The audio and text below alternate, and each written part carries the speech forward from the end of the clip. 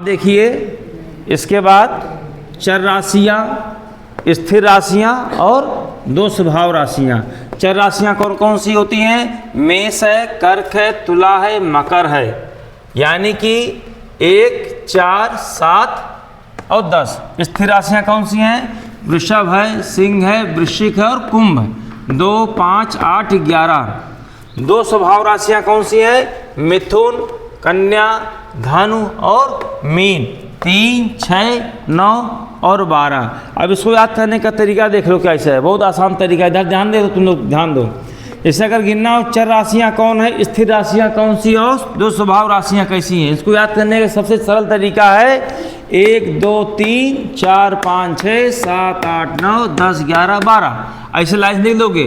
यानी कि पहली राशियाँ हैं, देखो 1, 2, 3, 4, 4 का टुकड़ा बनाओगे तो पहला जो हो जाएगा क्या? मेष है तो चर हो गया, ठीक है। फिर दूसरा स्थिर हो गया, तीसरा द्विस्वभाव, फिर चौथा चर राशि, फिर पांचवा स्थिर, छठवां दो स्वभाव, फिर सातवां चर राशि और आठवां स्थिर राशि, नौवां दो स्वभाव, फिर 10वां चर राशि, फिर 11वां स्थिर राशि और 12वां दो स्वभाव राशि। याद करने का तरीका यही है, देखिए याद नहीं कर पाओगे, ठीक। अब देखिए 3 प्रकार के स्वभाव वाले व्यक्ति होते हैं, ठीक है ना, और 3 प्रकार के ही व्यक्ति के काम होते हैं। पहला होता है कौन कौन सा? एक होता है स्थिर, ध्यान रखना, एक होता है चर, एक होता है स्थिर और एक होता है दो स्वभाव। तो जो स्थिर स्वभाव वाले व्यक्ति होते हैं वो बैठ के काम करना पसंद करते हैं। जैसे बैंकिंग का काम है, अकाउंटेंट का काम है, दुकान का काम है ना, यानी जो बैठ के काम करना पसंद करते हैं वो स्थिर स्वभाव वाले होते हैं। जिनको चलना फिरना वो पसंद होता है, जो मार्केटिंग का काम करते हैं, फील्ड का काम करते हैं, ठीक है।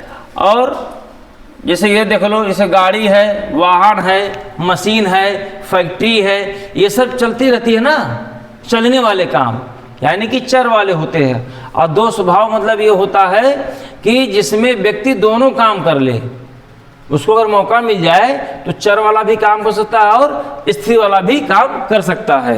ये बात समझ में आ गई? चलिए अब ये समझ लीजिएगा, चर और स्थिर और दो स्वभाव पता चल गया ना कि स्थिर स्वभाव किसे कहते हैं, दो स्वभाव किसे कहते हैं और चर स्वभाव किसे कहते हैं। ठीक है बेटा।